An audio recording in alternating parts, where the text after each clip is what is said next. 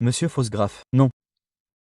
Votre honneur, cela est présenté au tribunal aujourd'hui dans le cadre d'une audience pour violation de sa probation. Et c'est l'intention du défendeur à ce stade de stipuler. Et je crois qu'il y a une peine convenue, comme vous le diriez dans cette affaire.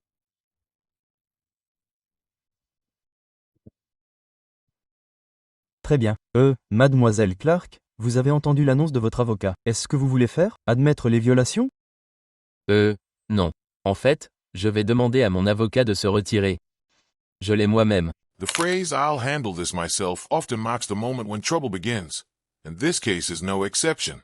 With striking confidence, she dismisses her attorney on the spot, despite the fact that a negotiated agreement was already in place. Instead of accepting that deal, she completely rejects it and chooses to stand alone before the court. She insists on representing herself during a probation-related hearing, a setting where legal knowledge truly matters. What follows is a clear example of confidence outpacing preparation. The decision appears bold on the surface, but beneath it lies a risky gamble, one that quickly turns a manageable situation into a far more serious legal problem. Quelle est la raison de cela? Je veux juste me représenter moi-même. D'accord. Point. Très bien. Bon, quelqu'un peut lui donner un formulaire de renonciation à l'avocat. D'accord. Il est en sourdine pour une raison quelconque. Très bien. Eh bien, j'ai déjà passé en revue ces droits avec vous, vous devriez donc les comprendre. Mais, vous avez le droit d'engager votre propre avocat. Si vous n'avez pas les moyens d'engager un avocat, j'en ai déjà désigné un, vous êtes qualifié. Vous avez également le droit de vous représenter vous-même et c'est ce que vous voulez faire aujourd'hui. Oui, monsieur. Très bien. Si vous voulez renoncer à votre droit à un avocat, je veux dire, quand nous faisons cela, vous devez suivre les règles de procédure et de preuve brute comme si vous étiez un avocat. Vous comprenez cela? Oui, monsieur. Très bien. Quelqu'un vous a-t-il promis quelque chose ou menacé de quoi que ce soit pour vous faire renoncer à votre droit à un avocat? Non. Monsieur. Très bien.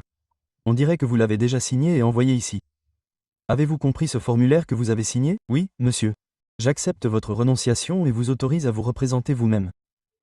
Très bien. Voulez-vous stipuler les violations ou souhaitez-vous contester l'audience? Je vais la contester. Très bien. Monsieur Hollis est là. Oui, juge, je peux le joindre très rapidement. D'accord. D'accord. L'État comme charge de la preuve. Une déclaration liminaire, monsieur Marinsky? Non, monsieur, merci. Très bien. Mademoiselle Clark, une déclaration liminaire? Non. There's no denying the confidence on display here, even if it's clearly aimed in the wrong direction. It's bold, impulsive, and almost guaranteed to make the situation worse, which is exactly why it grabs attention. She moves forward as if nothing can stop her, unaware that she's heading straight towards serious consequences. At this point, the courtroom shifts gears. The prosecution doesn't waste time or effort and calls the one witness who truly matters in this hearing, the probation officer. There's an long list of testimony or dramatic build-up needed, and this is where the balance changes. The facts come in clean and direct, the record speaks for itself, and the hearing takes a sharp turn. From here on, every word carries weight, and the impact becomes impossible to ignore. Très bien. L'État peut appeler ce premier témoin. Merci, monsieur. L'État appellerait l'agent des services judiciaires Christopher Hollis. Monsieur, pourriez-vous décliner votre identité pour le compte-rendu? Chris Hollis. Je suis agent des services judiciaires. Dans le cadre de ce travail de mise en danger, avez-vous été affecté à la surveillance d'une certaine mademoiselle Ashley Clark? Cette surveillance concernait une mise en danger d'un enfant passible d'une peine de 12 mois? C'est exact. Le 18 mai de cette année, 2023, avez-vous testé mademoiselle Clark pour la présence de drogue? Oui. Et quel a été le résultat de cet échantillon d'UA pour mademoiselle Clark? Il était positif à la méthamphétamine. L'UA était positif à la méthamphétamine et, en réponse à ce test d'UA positif, elle a également signé une déclaration d'aveu de consommation de méthamphétamine. C'est exact. Lui, avez-vous ordonné de se présenter le 2 juin 2023? Oui. Et s'est-elle présentée ce jour-là? Elle ne l'a pas fait. Vous a-t-elle comparu ou vous a-t-elle fait un rapport depuis ce moment-là? Non. Quelque temps après le 24 mai 2023, les autorités locales vous ont-elles informé de son arrestation pour un nouveau crime? Oui. Et je l'ai reçue, et apparemment, elle a de nouvelles accusations. À votre connaissance ou d'après les notes, mademoiselle Clark a-t-elle déjà signalé ce contact négatif avec les forces de l'ordre à votre bureau? Non, elle ne l'a pas fait. Ce sont mes questions pour Monsieur Hollis pour le moment, votre honneur. Merci. Très bien. Mademoiselle Clark, avez-vous des questions pour Monsieur Hollis? Non. It's hard not to question the thinking behind choices like this. A recurring issue with self-declared legal rebels is that the advice they rely on usually focuses on one move only, removing their lawyer from the equation. Once that happens, they are left without guidance or support. Despite all the bold claims and online promises, there's still no proven track record of this kind of courtroom strategy actually working in real cases. Courts operate on established law, not slogans or theories. The moment someone decides to carry the full weight of their case alone, the risks multiply. Instead of challenging the system, they often end up damaging their own position, turning a difficult situation into a self-inflicted legal collapse. Exactly what we see unfolding here. Très bien. Avez-vous d'autres preuves ou témoins, Monsieur Marinsky? Pas pour le moment, votre honneur. Je n'en ai pas. Très bien. Mademoiselle la greffière, vous avez le temps de. C'est à votre tour de présenter des preuves si vous le souhaitez. Souhaitez-vous présenter des preuves? Pour l'instant, je ne vois aucune preuve. Cela a la compétence matérielle personnelle nécessaire. Si vous souhaitez présenter des preuves, voulez-vous présenter des preuves? Non. Non, d'accord. Bon, plaidoirie finale, Monsieur Marcinski.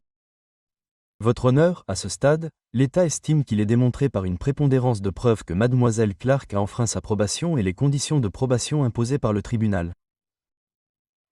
L'État va vous demander de conclure qu'elle a enfreint cette probation. L'État soulignerait qu'il s'agit d'une probation pour délit mineur pour mise en danger d'un enfant.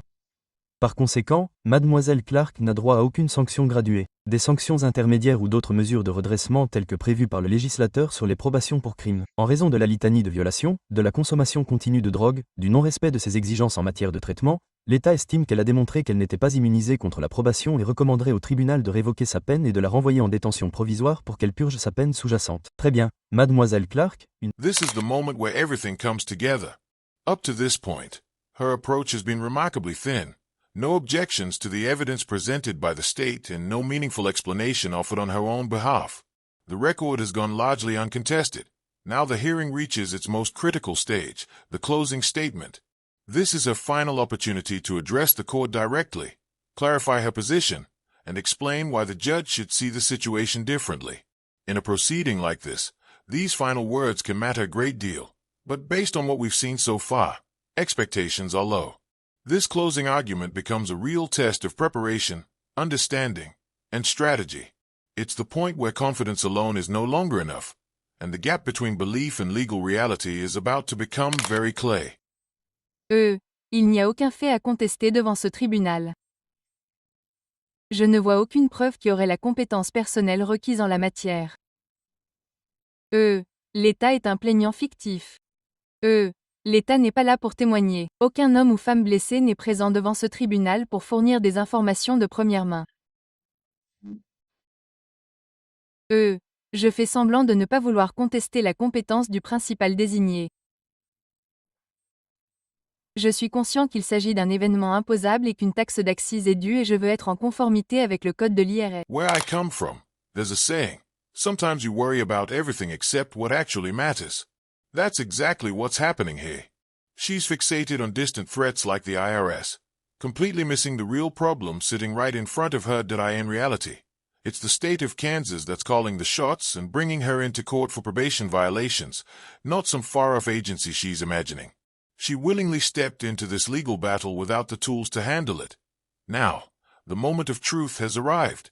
Her choices have led her here, and it's time for everyone watching to witness the full consequences of the reckless game she chose to play, and the prize it's about to deliver. D'accord, ce sera l'ordonnance et le jugement de ce tribunal. Bien, tout d'abord, je vais faire mes conclusions. Les États ont montré par les preuves que vous avez violé votre probation dans cette affaire.